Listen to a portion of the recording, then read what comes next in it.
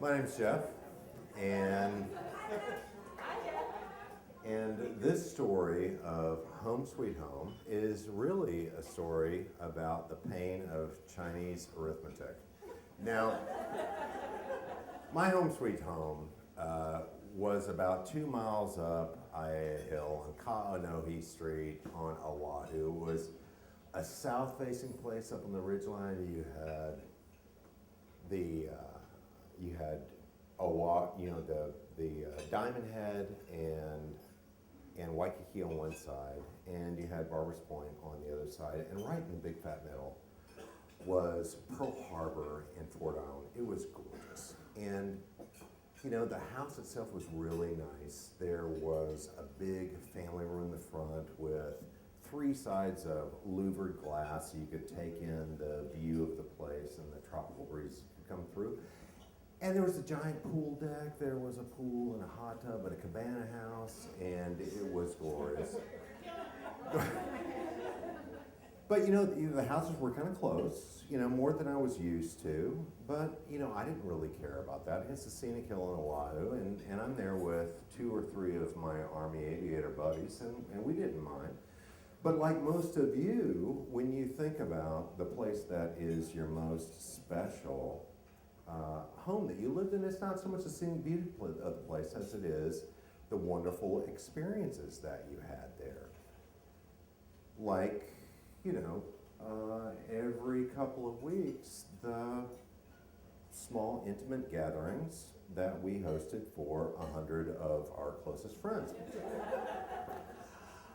Now, technically, 30 Army aviators and 70 girls that we dragged off of the beach in Waikiki. That is a gathering. And, once you start dipping the solo cups into a 20-gallon cooler full of punch, things do tend to get a little bit sociable.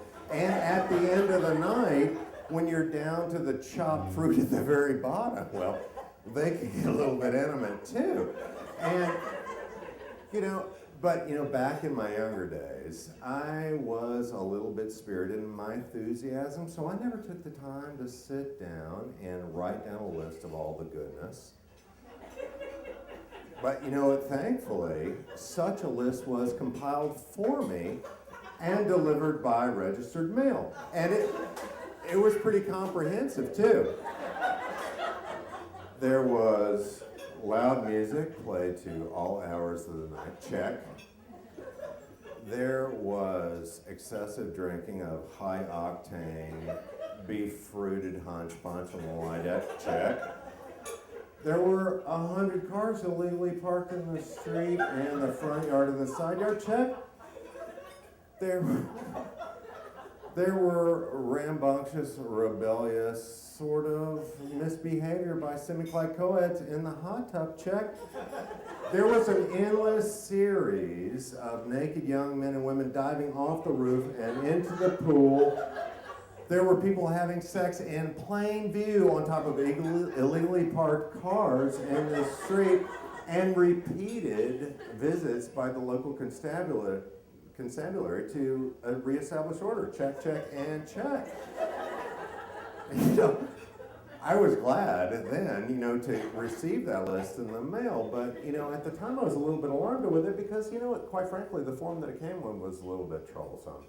It was a petition for us to be evicted from the premises that was going to be sent to the absentee landlord who lived in Taiwan if we didn't straighten up and fly right. Now,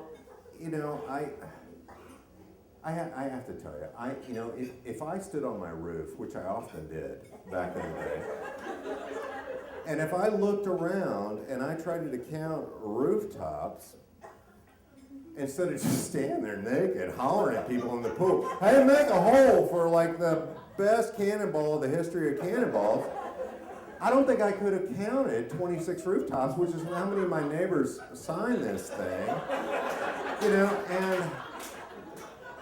and I'm feeling a little bit left out because this was obviously a grassroots effort, which I totally appreciate. And I thought my parties were the biggest thing of the year, and it turns out that this whole petition thing was. So I looked at this thing as sort of a cry for help, for a little bit of neighborly involvement on my part. So of course, you know what I did? I took that list and I added a couple of transgressions down there at the bottom that they had missed out on, and I signed my name to it. And I said, hey, why don't you guys come over and stop by the party that we're going to have this weekend and try not to be such squares.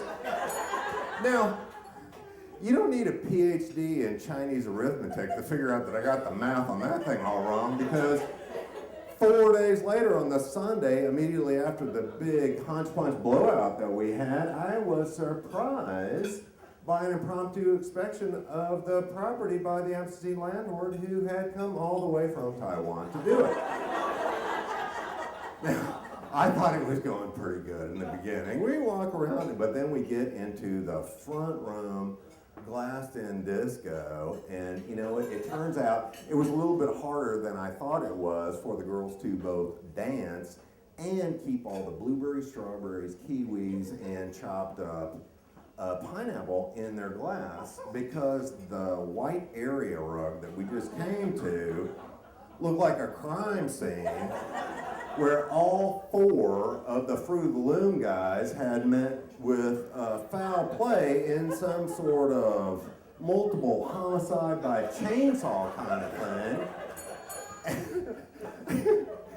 Well, needless to say, our lease was not renewed, and a very short time later, I had my first lesson with Chinese arithmetic when the landlord came by with both an abacus and a dry cleaning bill. Now, I don't speak Taiwanese or Chinese or whatever, but I did have to go through this mandatory cultural sensitivity training thing when I was in the Army before we went on a field training exercise over in Korea. And I could tell by all the hand waving, the mouth covering, the pleading to heaven, and ultimately the pointing that accompanied the staccato machine gun-like unintelligible noises that she was making, that she was unhappy with how things worked out.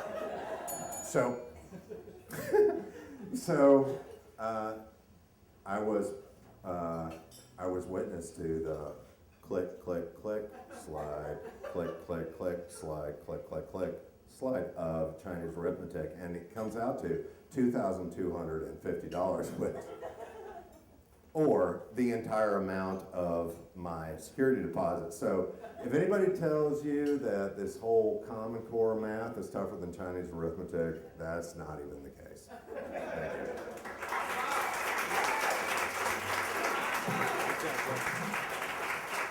Clap, everybody.